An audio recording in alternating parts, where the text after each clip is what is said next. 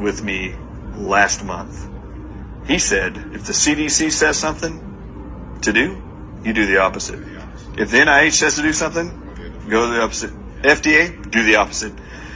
I'm sitting there realizing that antivenom is monoclonal antibodies, and then I immediately revert back to, in my own head, I'm not trusting anything the CDC, NIH, or FDA says. Is our federal health agencies, are they recommending monoclonal antibodies for COVID-19? Now, this is in the middle of December.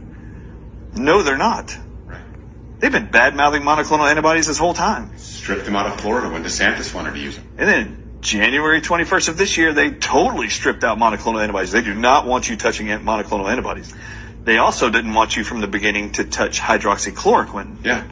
They also don't want you touching ivermectin. They also don't want you touching NAC, Yes. and acetylcysteine. So the things they tell you to avoid, we know they're telling you to avoid because they work. So when I realized that the federal health agencies actually were not supporting monoclonal antibodies, I mean, in an instant, I realized I was wrong. Right. That the CDC, NIH, and the FDA are bad-mouthing monoclonal antibodies for a reason. They know they work. And we believe that this is because they want people intentionally to not recover. Absolutely certain. Yeah. No, there's no doubt about that. Oh no, this actually got way more evil for me since I read that text than even before I read the text.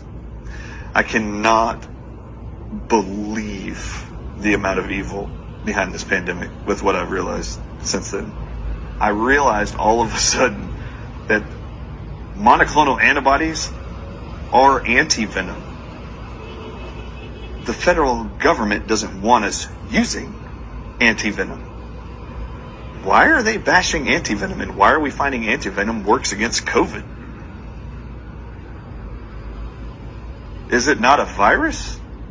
Is it a venom? Like, this is what I want to know. Like, is COVID a venom? Masses be infected by snake bites. Yeah, let me ask you a question. Can I ask you a question? Sure. Do you believe the mass media is controlled? Of course.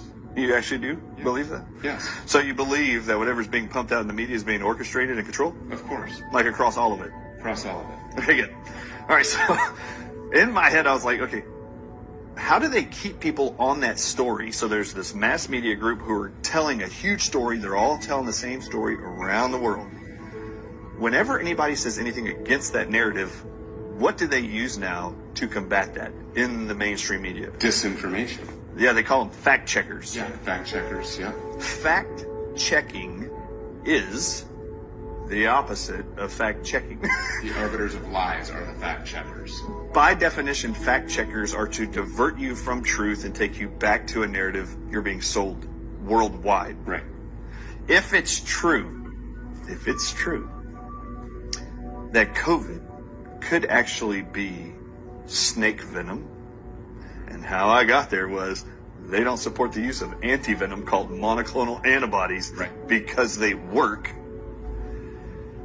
The easiest way to figure that out is, has that ever been fact checked? And I wanted to know, was there ever any mention that the source could have been a snake? Yeah. Oh my God, I couldn't believe it. Over and over and over in the media in January and February of 2020 are non-stop publications that the original source could either be from bats, snakes, or pangolins. And every time the snake is mentioned, fact checkers, 1, 2, 3, 4, 5, 6, constantly fact check it and spin it to the bats. There's no fact checking about bats. They keep letting you look at bats. In the beginning, in January of 2020, the scientists inside of China said this can't be from these bats. These bats hibernate and it's the winter. When they did genetic sequences from the antibodies in the people who were sick in Wuhan, they found that their genetic sequence was not most like bats. They were most like two snakes. Proteins from the Chinese krait and the king cobra. Then I find in April of 2020, there's a research study published in France where they're finding that the receptors in the brain called nicotinic acetylcholinesterase receptors